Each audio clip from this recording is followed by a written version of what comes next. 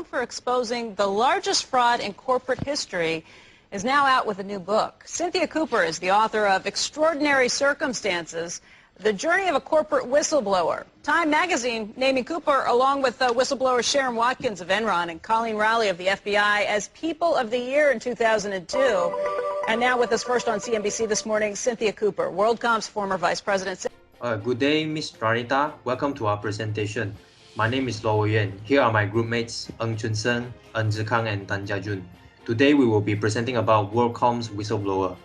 First, we will be talking about Kohlberg's moral development theory. He wrote that the moral growth of human beings can be separated into 3 levels and further divided into 6 stages.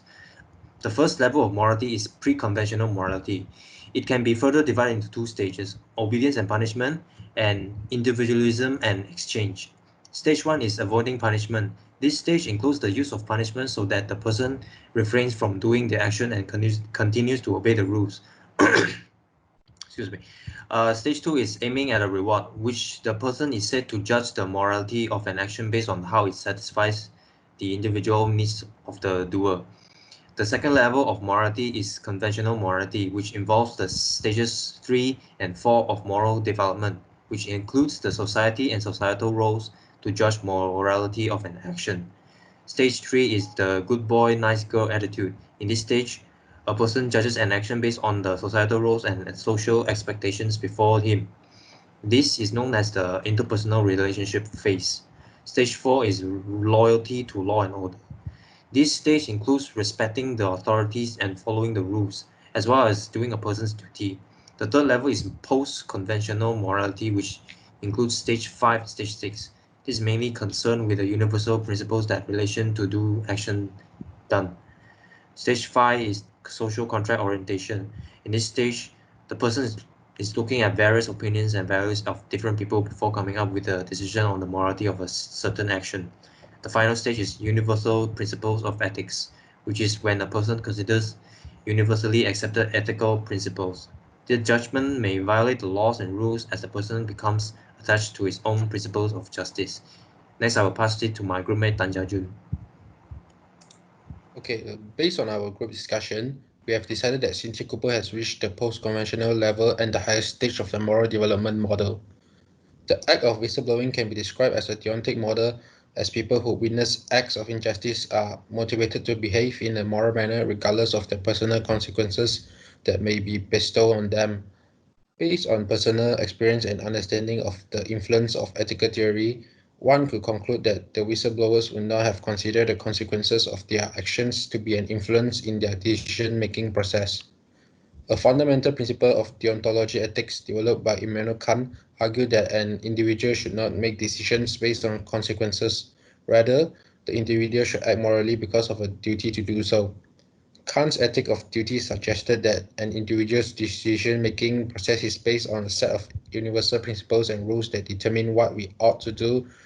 In short, Kant suggested that one should act morally and rationally. Research has also indicated that the highest level of the model is associated with individuals who make decisions based on universal values or principles. Even though Cynthia Cooper was threatened by Scott Sullivan and risking her job and career, it is her duty as the internal audit of WorldCom to provide the correct financial statement for her company. Therefore, she acted morally and rationally by exposing the wrongdoings of her boss because she was attached to her own principles of justice, as she thinks that accounting fraud is unethical. Next, I want to talk about the characteristics of a whistleblower. Whistleblowers that are available to the organization are more likely to blow the whistle. Besides, whistleblowers also tend to have good job performance, to be more highly educated, to hold higher level of supervisory positions. Cynthia Cooper is the Vice President of Internal Audit at WorldCom, and she is valuable to the company due to her age, experience, education, and job position. She can access to the full accounting system and trace journal entries due to her job position, so it is possible for her to become a whistleblower.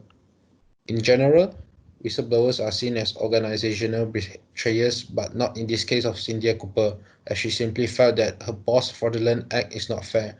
During an interview, she said that her instinct, based on years of public accounting and internal audit experience, fraud training, and an obligation that she felt to shareholders all came into play her decision to insist on an investigation. Next, I would like to pass to Chun Shen for question 2. Alright.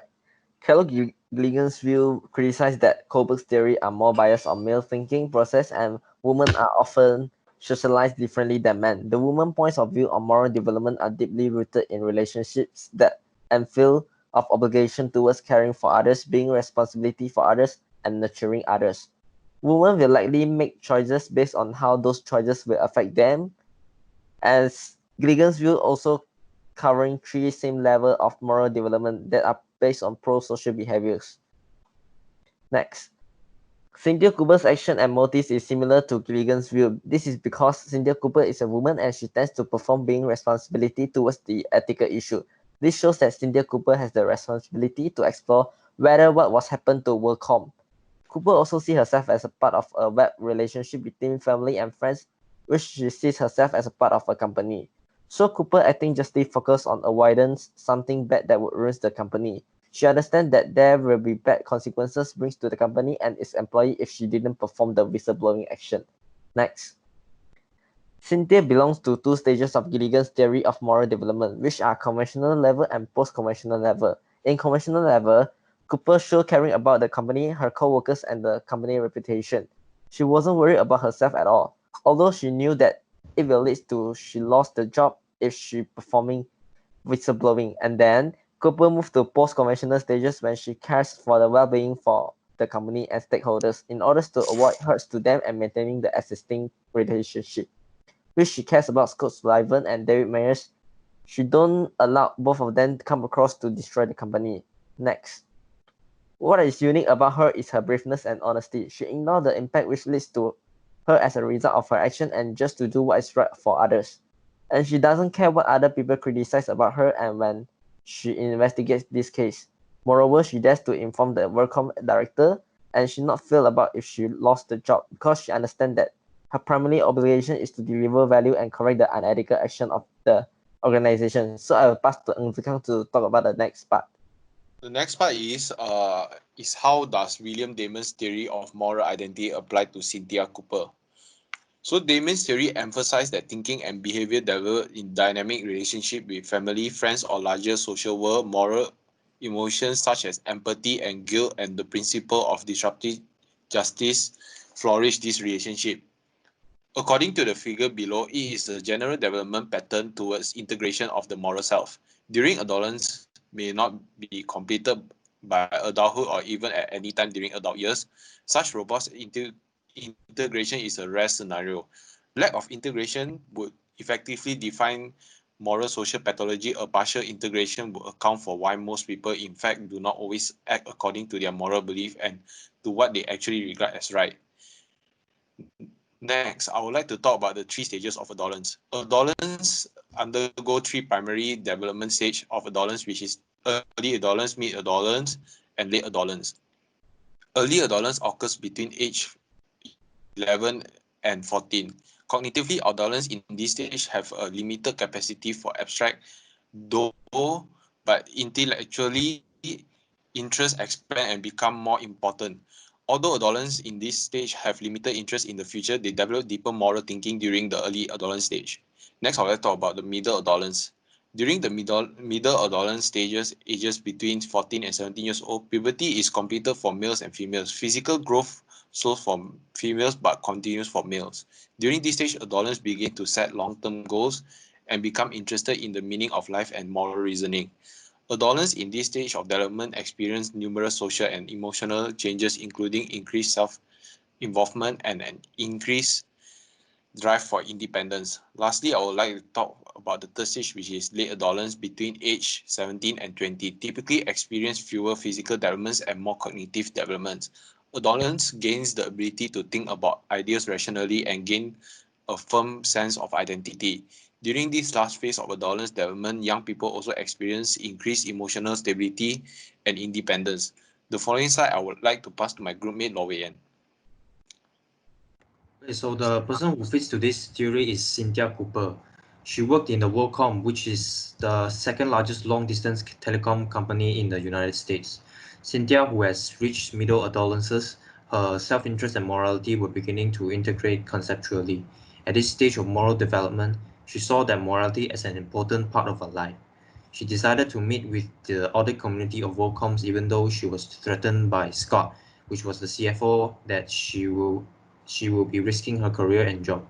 She did it by realizing that it is her responsibility to strive to be honest and an integrity person next. She did not allow herself to be pressured, and she faced the reality with the current facts regardless of how hard the situation is, as long as it is the right thing to do. She displayed a strong sense of morality. That is all for our presentation. Thank you for listening. Nice.